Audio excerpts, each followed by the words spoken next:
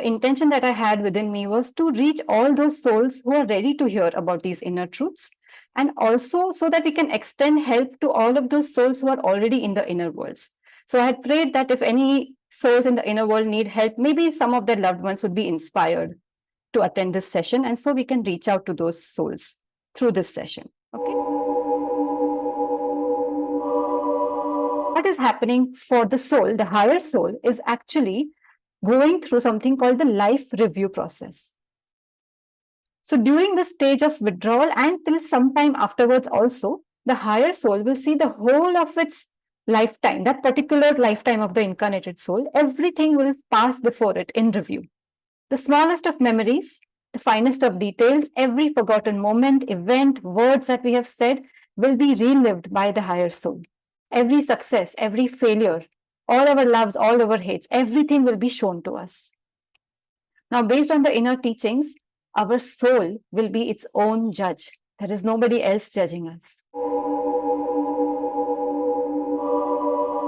In the same way, when we die and our consciousness will transfer itself into the astral body, it will change absolutely nothing about you as a person. We will still be the same person. Now, is this good news or bad news? Depends on how much we like ourselves. Let's say there is somebody who's a drug addict, or somebody who's overly attached to their physical possessions. Maybe you love your home, you love your car, or maybe you love certain foods. But now in the astral world, those desires are there, but you do not have any physical body to satisfy your craving. Now imagine that pain, that suffering, that frustration that you can go through when you have not released the desire already in the physical life itself.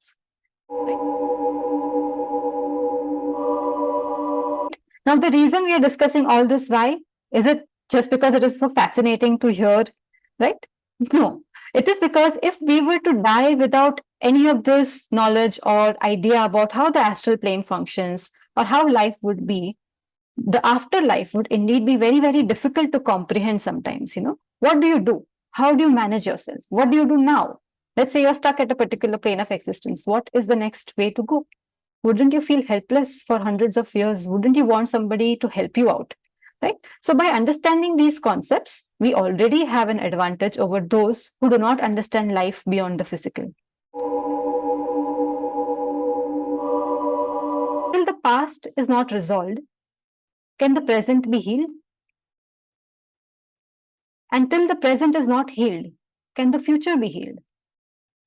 So it is almost like what we refuse to heal today, we are putting that burden on, like, of healing on our next generation, that you deal with it. I don't want to deal with this. You deal with this, right? Some of us, for example, might not have had a good relationship with our ancestors or, some loved ones who have passed on. So for how long are we planning to hold on to this pain and anger? Let's ask ourselves, how long? Now, healing the past, not healing the past, rather, I would say, can result in many problems. Sometimes there are dysfunctional family patterns. Like, for example, the men of the family do not take up a responsibility. They do not want to earn. They are just sitting at home. And the women have to then take on, even the earning role and the homemaker role. And they are overdoing. And then there's so much anger and resentment in the lineage because of that.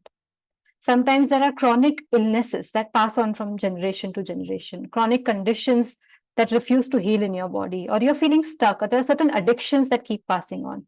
A lot of abusive patterns can pass on when the past is not healed, when we have not, I would say, healed our relationship with our ancestors sometimes. Because remember, spiritually, we are all one, right? Spiritually, we cannot be fully free till we help others free themselves.